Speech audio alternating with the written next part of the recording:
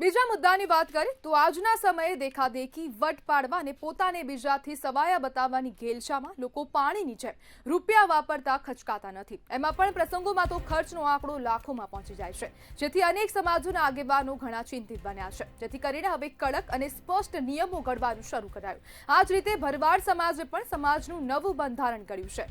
સાણંદ તાલુકાના ચરેલ ગામે સમસ્ત ભરવાડ સમાજની બેઠક યોજાઈ, જેમાં લગ્ન પ્રસંગોમાં બગી, ફટાકડા અને નોટો ઉડાડવા પર સંપૂર્ણ પ્રતિબંધ, જ્યારે સગાઈ, મામેરા, મરણ પ્રસંગ માટે સમાજનું બંધારણ અમલમાં મૂક્યું। નિયમ તોડવામાં આવશે અને ઇવન મહેમાન દ્વારા પણ નિયમો તોડાયા તો ઘર ધણીને 1.5 લાખ રૂપિયાનો દંડ ફટકારવામાં આવશે। સાણંદ તાલુકામાં 20 થી 25 હજારની વસ્તી ધરાવતા ભરવાડ સમાજે ગામે ગામ જઈને લોકોને જાગૃતિ ફેલાવી છે, જેથી સમાજ આર્થિક રીતે મજબૂત બને અને આવનારી પેઢી ઉજ્જવળ ભવિષ્ય તરફ આગળ વધે। અને હવે અનેક સમાજોની સાથે સાથે ભરવાડ સમાજ પણ હવે આ જે નવા બંધારણ ઘડવાની રેસમાં જોડાઈ ગયું છે, કારણ કે હવે ક્યાંક હવે ભરવાડ સમાજને લાગી રહ્યું છે કે તેમને હવે જે કુરિવાજો છે તેમાંથી ઉપર આવવું જોઈએ ને તેને જ લઈને હવે નવું બંધારણ ઘડવામાં આવ્યું છે। અને સાણંદ તાલુકાના જે સમસ્ત ભરવાડ સમાજ છે તેમના દ્વારા બેઠક યોજાઈ હતી અને આ બેઠકમાં 40થી વધુ મુદ્દાઓ નક્કી કરવામાં આવ્યા છે અને અનેક મુદ્દાઓ પર ચર્ચા થઈ હતી। તે બાદ હવે સમાજનું નવું બંધારણ ઘડવામાં આવ્યું।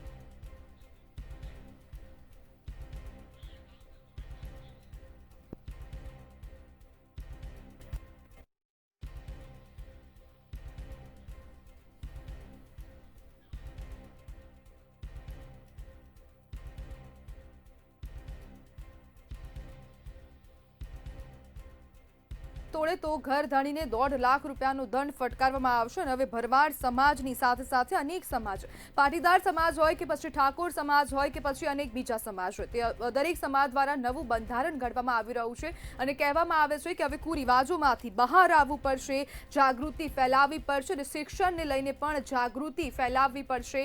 તેને જ લઈને હવે ભરવાડ સમાજે ભરવાડ સમાજે નવું બંધારણ રજૂ કર્યું છે, બંધારણ બનાવ્યું છે અને તેમાં અનેક નિયમો પણ શામેલ કરવામાં આવ્યા, જેમાં દીકરીના લગ્ન પ્રસંગના નિયમ કરાયા છે, દીકરાના લગ્ન પ્રસંગના નિયમ, મામેરાના નિયમો, જીયાણુના નિયમો પણ હવે કરવામાં આવ્યા છે, જ્યારે મરણ પ્રસંગના નિયમો પણ હવે બદલવામાં આવ્યા છે અને છઠ્ઠી વિધિના નિયમો પણ લાગુ કરવામાં આવ્યા છે। અને આ તમામ નિયમોનો જો ભંગ થશે તો પછી દંડ ફટકારવામાં આવશે અને સમાજના આગેવાનોની સાથે સાથે અનેક ઘણા લોકો દ્વારા હવે આ નવા નિયમોની રજૂઆત કરાઈ હતી અને તે બાદ હવે નવા નિયમો લાગુ કરવામાં આવ્યા છે।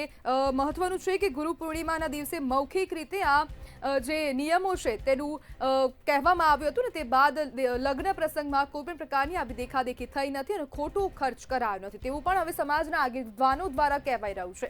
દેખાદેખીમાં પ્રસંગોમાં તો અનેક મોટા પ્રમાણમાં ખર્ચો કરાઈ રહ્યો છે અને હાલ સમાજ ખૂબ એક એવી દિશા તરફ જઈ રહ્યો છે કે માત્ર ને માત્ર દેખાદેખીમાં અત્યારે હવે લોકો વિશ્વાસ કરી રહ્યા છે કે કેવી રીતે અમે બીજાથી ઉપર દેખાઈએ, કેવી રીતે અમે પૈસાવાળા દેખાઈએ અને તેની જ ઘેલછામાં હવે અનેક લોકો પૈસાનો ધુમાડો કરે છે અને તેને જ લઈને હવે સમાજના આગેવાનો ચિંતિત બન્યા છે અને સમાજના આગેવાનોનું કહેવું છે કે કંઈક હવે કરવું પડશે, કારણ કે હવે જો આવી જ રીતે ખોટો ખર્ચ કરવામાં આવશે તો સમાજ કઈ દિશા તરફ દોડશે અને કઈ દિશામાં અને કઈ જગ્યા પર આવીને ઊભો રહી જશે તેની કલ્પના કરવી પણ ક્યાંક ને ક્યાંક મુશ્કેલ છે। આજ મુદ્દે ચર્ચા કરવા માટે આપણી સાથે ગુજરાત ભરવાડ યુવક સંઘના મહામંત્રી કાળુ ભરવાડ જોડાઈ ગયા છે। કાળુભાઈ, મારે એ જાણવું છે કે સમાજમાં અત્યારે સામાજિક ધોરણે કેવા પરિવર્તનો લાવવાના પ્રયાસ થઈ રહ્યા છે? બેન નમસ્કાર। જી બેન, હવે સામાજિક તો અમારા સમાજ તો ખાસ કરીને રખડતો ભટકતો સમાજ હતો, પણ સમાજમાં નવા બંધારણ મુજબ સમાજમાં શિક્ષણ આવે, સામાજિક કુરિવાજો દૂર થાય અને સમાજ સંગઠિત બની એવી અમારી વિચારધારા સાથે અમે આ એક કાર્ય ઉપાડ્યું છે અને જે સુબેર બહુ સારી રીતે ચાલે છે। બેન કાળુભાઈ, ભરવાડ સમાજને એવું તો શું લાગ્યું કે ના ભાઈ હવે અમારે છે ને સમાજને સુધારવું પડશે અથવા તો નવું બંધારણ ઘડવું પડશે? બેન, ભરવાડ સમાજને શું છે કે હવે દિન પ્રતિદિન ખોટા ખર્ચાઓ વધતા જતા હતા અને જે મિડલ ક્લાસ નાના પરિવાર કે નાના સમાજના જે લોકો હતા અને એ લોકોને બહુ તકલીફ પડતી, એટલે અમને એવું લાગ્યું કે ભાઈ આ સમાજમાં આ જે ખોટા કુરિવાજો રિવાજો છે એનાથી સમાજનું આર્થિક બચત થાય અને એના બદલામાં આ ખર્ચો શિક્ષણમાં, કન્યા કેળવણીમાં વપરાય એના માટે આ અમને એવો વિચાર આવ્યો બેન.